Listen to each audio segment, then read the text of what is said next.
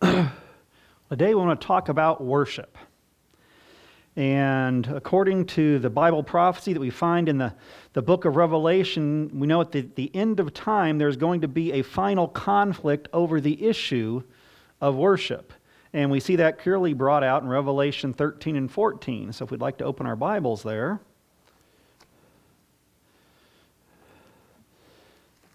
Revelation 12 through 14 kind of forms a section of Revelation that's sort of the center of the book. And there we find this dragon, then this beast that comes up from the sea, and a beast that comes up from the land, and the conflict that results from that. But throughout chapters 13 and 14, we find the word worship used in a number of verses. And we just want to take a few minutes and look at those. So Revelation 13, and first we'll look at verse 4. So they worshiped the dragon who gave authority to the beast, and they worshiped the beast, saying, "Who is like the beast? Who is able to make war with him?"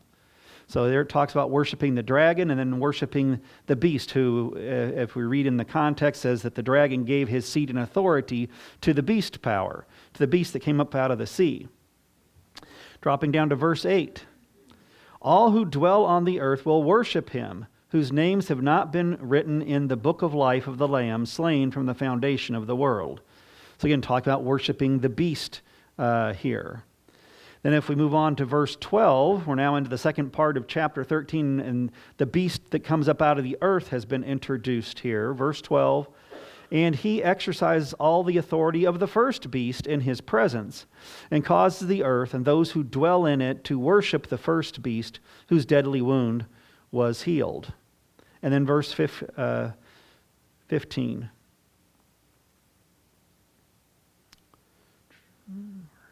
we go. He was granted power to give breath to the image of the beast, that the image of the beast should both speak and cause as many who would not worship the image of the beast should be killed. And so there it talks about worshiping this image to the beast that is set up. So worshiping the dragon, worshiping the beast, worshiping the image to the beast. Then if we move on in chapter 14, first we'll look at verses 9 and 11. Verse 9, and the third angel followed them, saying with a loud voice, if anyone worships the beast and his image and receives his mark in his forehead or in his hand. And then down to verse 15. I'm sorry, it should be verse 13. I believe. No? Okay. 12. Oh, verse 11. Hold on. Okay. And the smoke of their torment ascends forever and ever, and they have no rest day or night who worship the beast and his image, and whoever receives the mark in his name. So here we find all these references to worshiping the dragon, the beast, the image to the beast, both references people are doing it, warnings about doing it. And then right in the middle of all these, in verse 7, which was our scripture reading for today, we find this call to worship God, saying with a loud voice, fear God, give glory to him, for the hour of his judgment has come, and worship him who made heaven and earth, the sea, and the springs of water. So we find this compulsion to worship the beast powers, and in the midst, a call instead to worship the Creator. And then right at the end of chapter 14, we find this symbolic portrayal of the second coming of Christ with the harvest of the earth. And so this points us that this is that final period of earth's history before Jesus returns, that there is going to be a conflict over worship. So what is worship? What does the word worship mean? Well, in English, it means worthship, to ascribe to someone their worth. So if we're worshiping God, we're ascribing to God his worth. And so we see there in verse 7 that we fear God, give him glory, and to worship him as the creator. And so one of the reasons that God should be worshiped is because he is the creator. And so we ascribe to him his worth, this one who can speak the universe into existence. So ascribing worth to someone. But we see there's going to be conflict over, well, who are you worshiping here? Are you worshiping the Creator, or are you worshiping the beast powers? And, so a lot of times when we think about true and false worship, in our minds, a lot of times we think of false worship as worshiping false gods. And so we might think of, that in India they still have, there's like hundreds of thousands or millions of different gods, and they have temples and idols to all of them that they worship there. And we think of people worshiping these other gods there. But is that the only type of false worship that there is? And so when we look at some examples in the Bible of worship and false worship, let's go to Exodus chapter 32. So in Exodus 32, we find the story of the golden calf.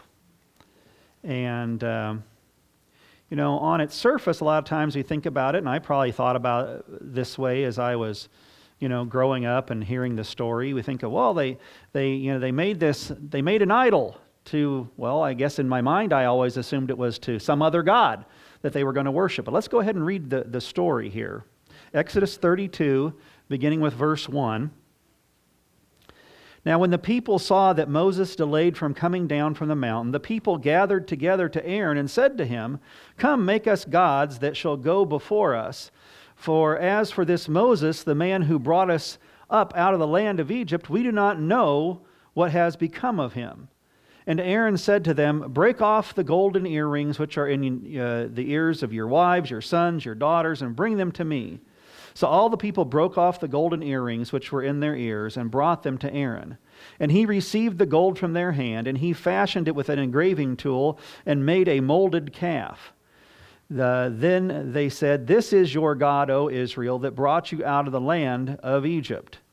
So when Aaron saw it, he built an altar before it, and Aaron made a proclamation saying, "Tomorrow is a feast to the Lord."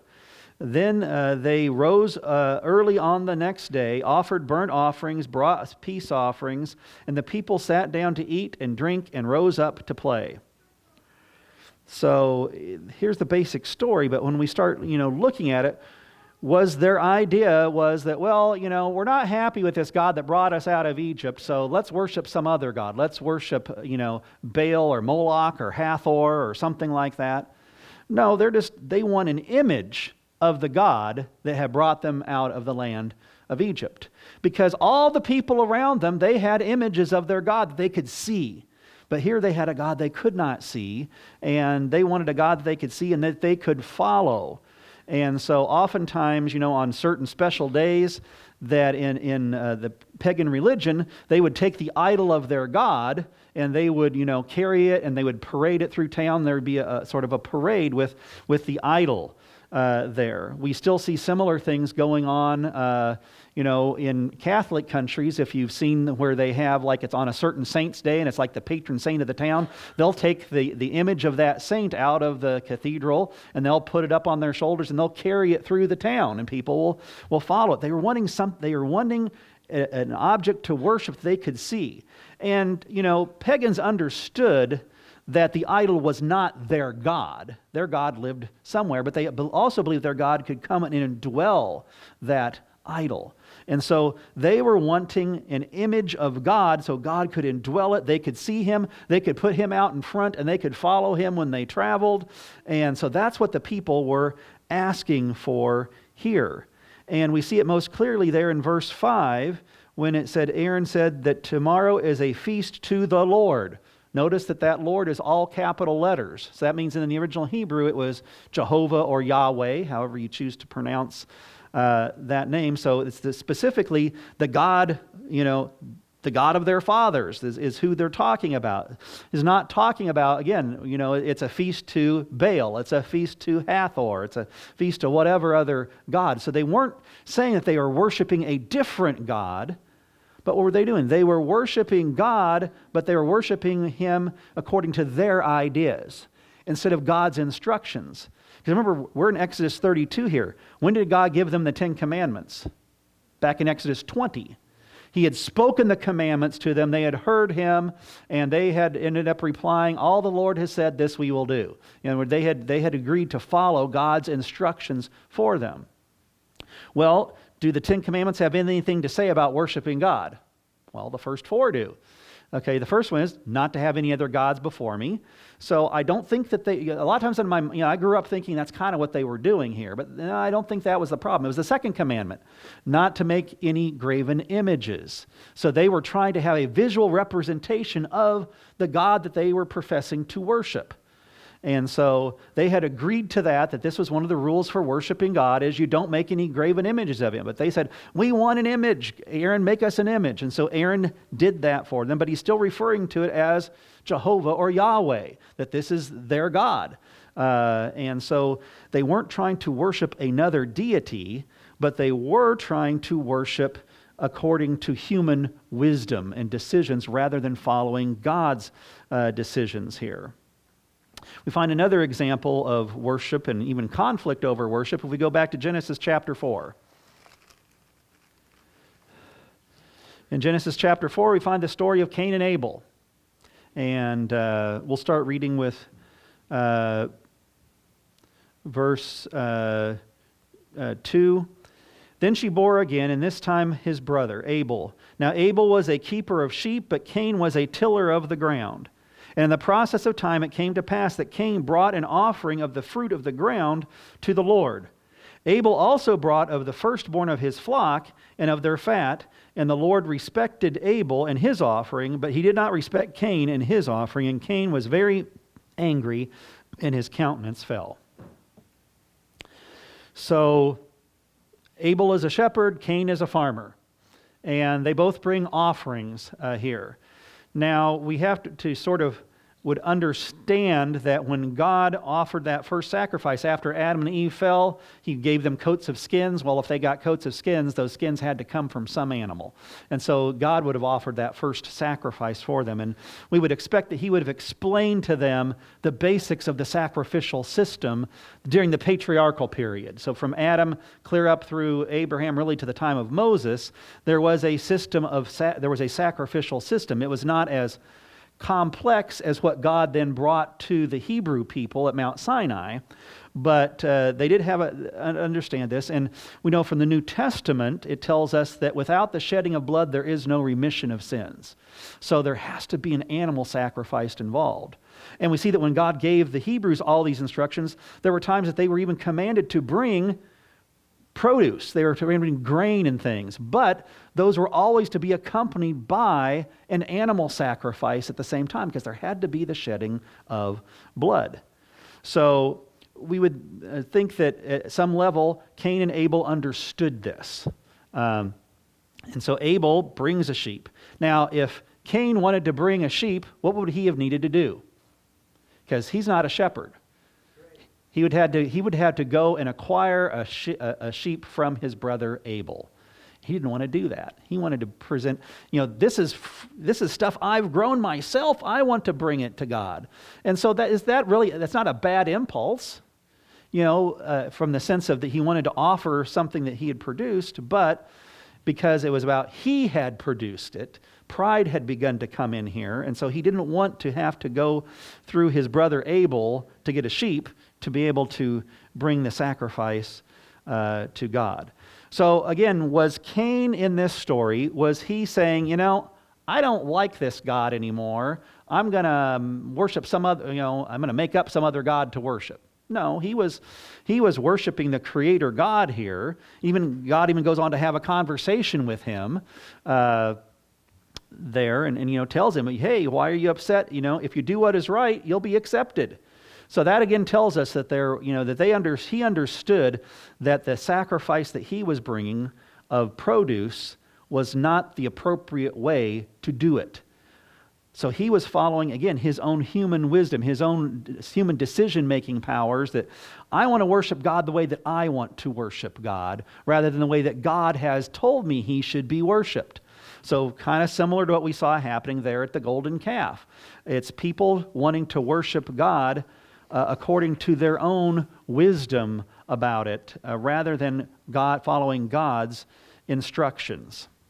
Let's go now to Matthew chapter 15.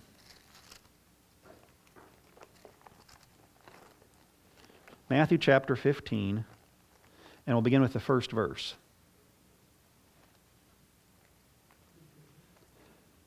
Matthew 15, beginning with verse 1. Then the scribes and Pharisees who were from Jerusalem came to Jesus, saying, "Why do your disciples transgress the tradition of the elders? For they do not wash their hands when they eat bread."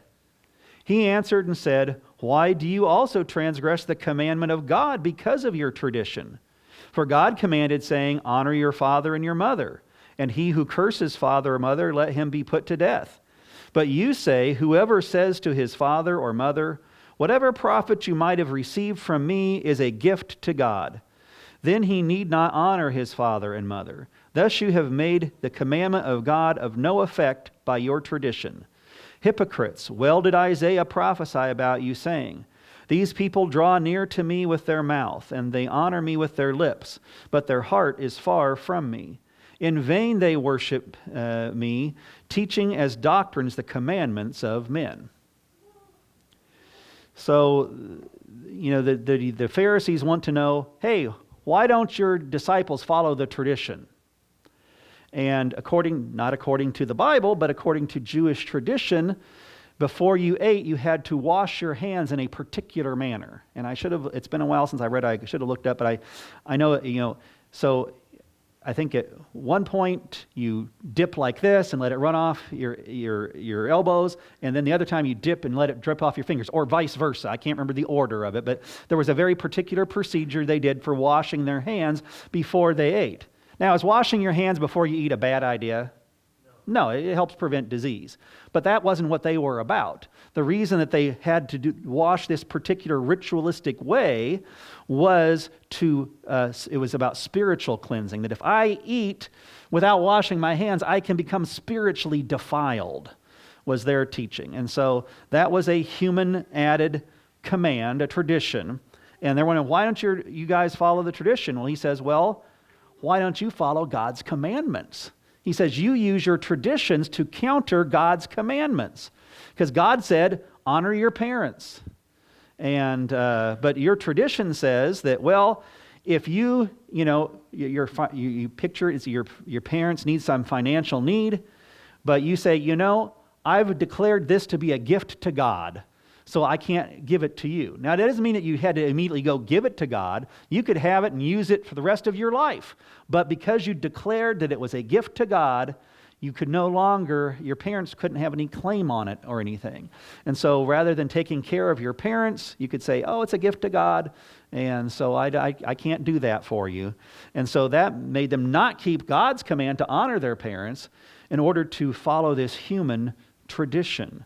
And so Jesus wraps up their quoting from Isaiah that, teaching as doctrines the commandments of men. In fact, if we go to Isaiah chapter 29, we can see where Jesus is originally quoting from. Isaiah 29 in verse 13.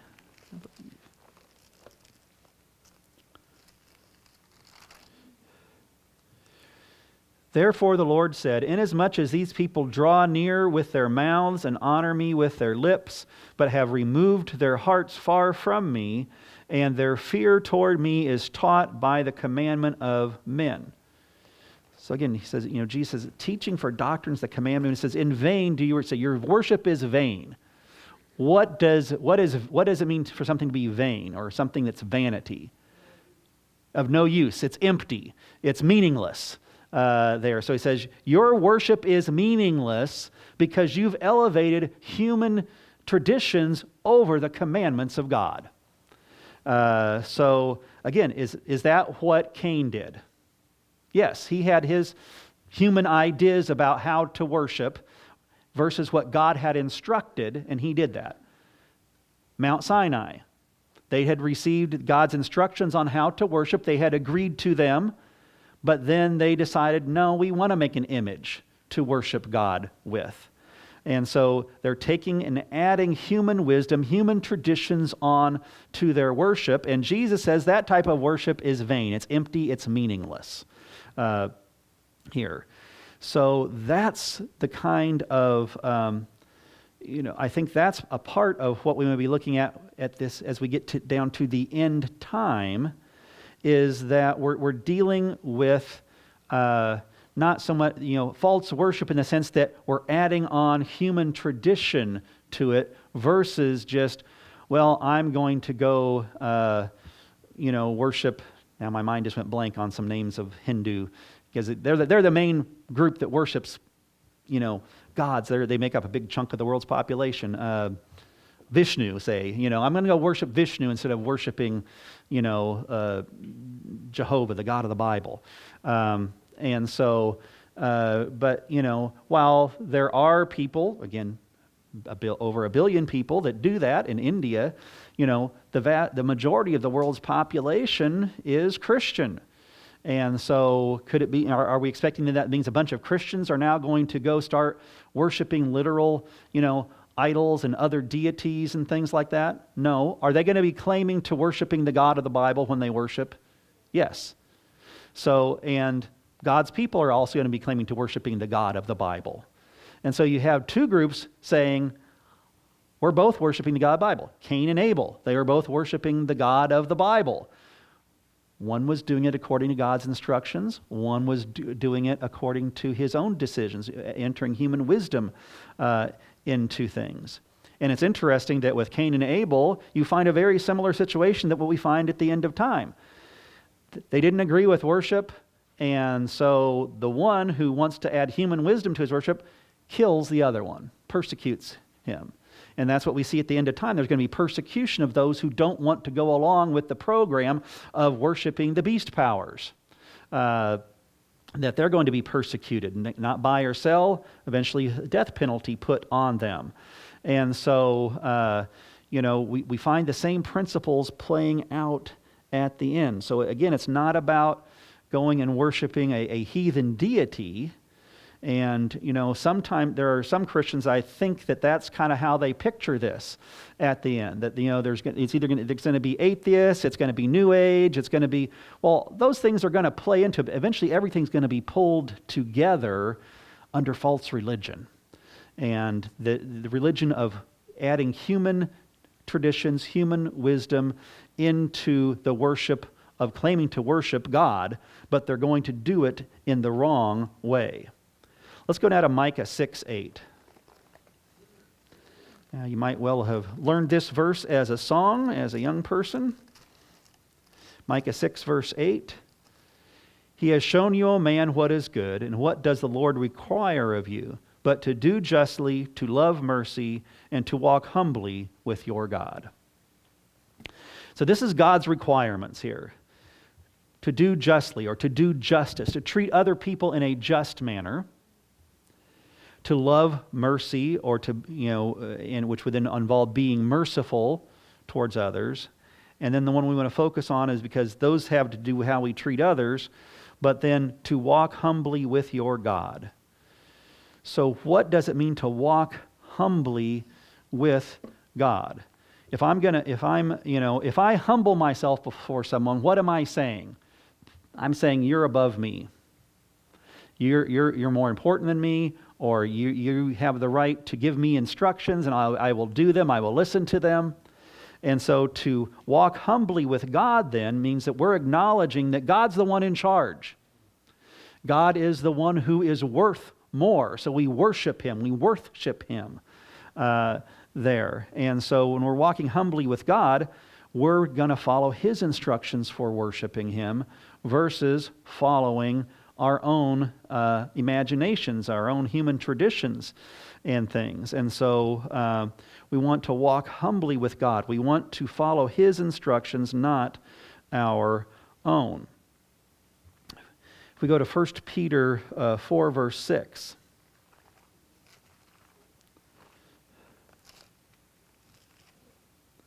First Peter chapter 4, verse 6.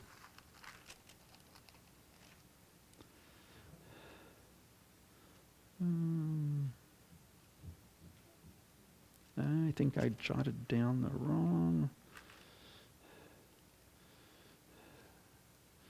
wrong text. Well, let's go to James 4:10, because they say almost the same thing. So that works. Humble yourselves in the sight of the Lord, and He will lift you up. So if I'm refusing to, if I'm going to walk humbly with my God, then I'm humbling myself before Him. Instead of, if I'm refusing to be humble, then I'm seeking to exalt myself. So at the golden calf, they wanted what they wanted. Cain wanted what he wanted. The Pharisees wanted what they wanted. It was about what they wanted, so they were exalting themselves.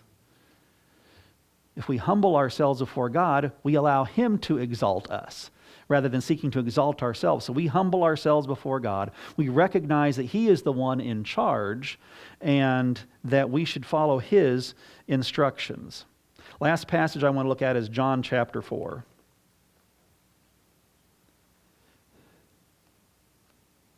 John chapter 4, and we're going to begin reading with verse 19. And this is part of the story of Jesus and His meeting with the woman at the well. The woman said to Him, "Sir, I perceive that you are a prophet. Our fathers worshipped on this mountain, and you Jews say that the Jerusalem is the place where one ought to worship." Jesus said to her, "Woman, believe me, the hour is coming when you will neither on this mountain nor in Jerusalem worship the Father. You worship what you do not know. We know what we worship, for salvation is of the Jews. But the hour is coming, and now is, when the true worshipers will worship the Father in spirit and in truth. For the Father is seeking such to worship Him." So worshiping in spirit and in truth. And so, she starts off saying, "Hey, answer this question for me." Now, in our tradition, it says that we should worship here on Mount Gerizim. And you Jews say, no, Jerusalem is the place to worship. Which one is it? And he points out, says, you don't know what you're worshiping. In other words, you're worshiping confused. You're confused. And we can go back in history to find out why that was. The Samaritans were a mixture of Israelites who had been intermarried with pagans and stuff, and been settled there by the kings of Assyria. And when the Jews came back from Babylonian captivity, the Samaritans wanted to help with building the temple. And the Jews said, no, you can't have anything to do with this. So they went and built their own temple on Mount Gerizim, and they worshiped there. But Jesus is acknowledging what the Bible says. Jerusalem was the place of worship, but He says, the time is coming and it's arriving when if you want to worship the Father, you're not going to worship here at Mount Gerizim. You're not going to worship at Jerusalem. The Father's looking for those who will worship in spirit and in truth. And I think that is so vital when we're looking at the end-time conflict over worship, is that we're meant to worship in spirit and in truth. So what might it mean to, I think a lot of people end up worshiping one way or the other. You can worship in truth, in other words, you can know a lot of facts. That's what the Jews were there. He says, he acknowledged, we know what we worship, for salvation is of the Jews. They understood the truth about worship. But was there a problem with the Jews' worship? Well, yeah, because they added on all these traditions of men that Jesus had made their worship vain. Their worship became very formalistic. It wasn't from the heart. Now, I don't know if we could say the Samaritans were worshiping from the heart, but not according to knowledge. In other words, they had a desire to worship, but they didn't have the true knowledge there. And so, in the same way, at the end, we can have people that fall into either category. And so there are people that would say, it doesn't really matter what day you worship on or whatever. As long as your heart's in the right place, you love the Lord, just do what you want to do.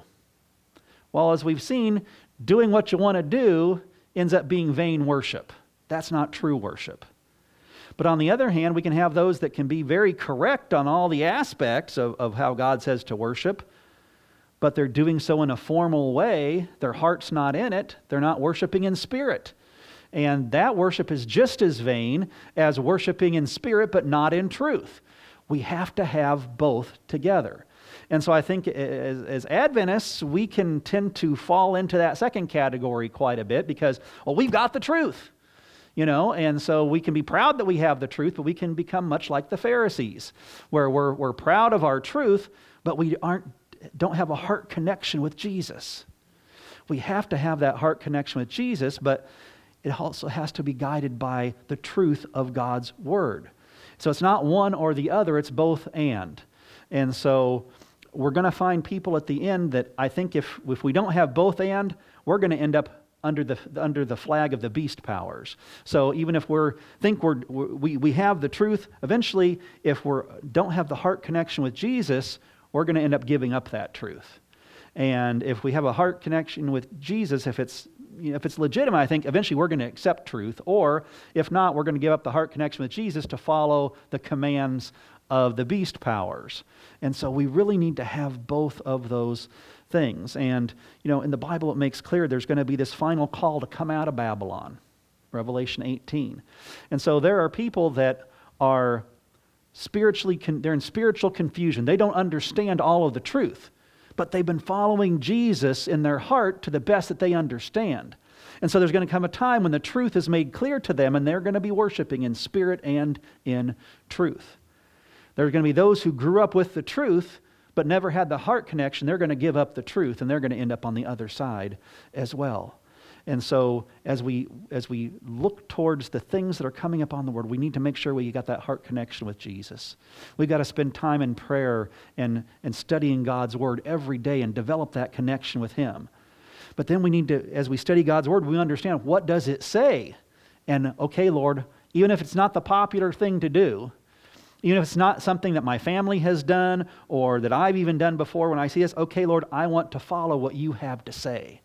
We want to worship in spirit and in truth. Because you said these are the ones that the Father is looking for to worship Him. Those who worship in spirit and in truth.